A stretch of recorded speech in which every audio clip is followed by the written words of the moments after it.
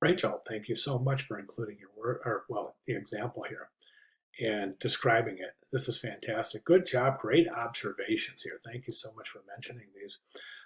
The technique to me is what kind of rings out the most. I think it's a really interesting technique. Now, one of the things you're going to notice as you become more proficient as an illustrator is you're going to start developing your own techniques, and the ability to be able to really create a technique or to become consistent in a technique is really one of the things that points to most successful illustrators have a unique style. So this, I kind of liken this to like a kind of a crosshatch style um, that creates tonal variations. Now, remember, and the reason, honestly, the reason we have the avatar, the flat avatar, is to really kind of get students to realize that these shading techniques, we want to understand shading. We want to understand how light behaves in our illustrations without relying on the gradient tool in Illustrator. And the reason I say that, and I think one of the most important things that we can do in Illustrator, specifically in our digital illustrations, is to develop a style that doesn't point directly to digital design. Do you see what I'm saying?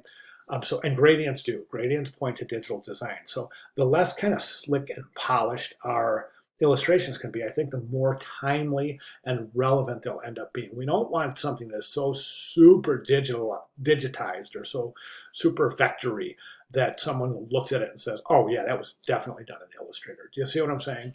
So I think, again, this is a great technique here. And all they're doing is applying different color to different shapes, right? So there's the highlight, there's the shadow. One of the things I think is lacking in this illustration is this area right here. I think the depiction of the shadow areas is too drastic.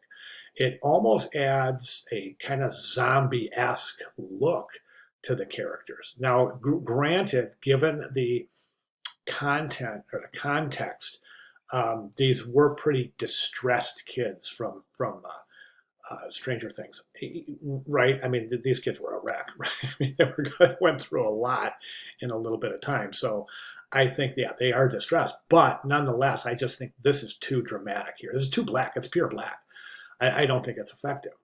I would definitely lighten that up a little bit to a darker purple.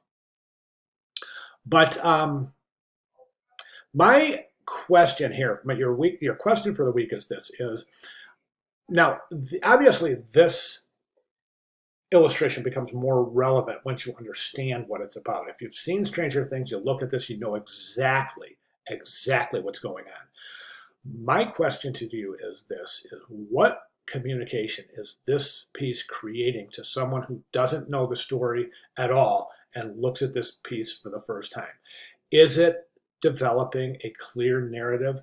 And if so, is that narrative understood by the viewer? I'm not saying the viewer needs to tell the exact story, but as long as we have a depiction of kind of what's going on.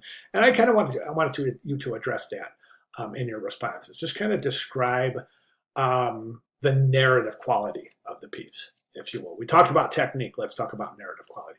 All right, Rachel, thank you very much. If you, so address that question. And if you have any questions about my question, go ahead and ask them. I'll be glad to clarify. All right, great job. Looking forward to your reply. Thank you very much.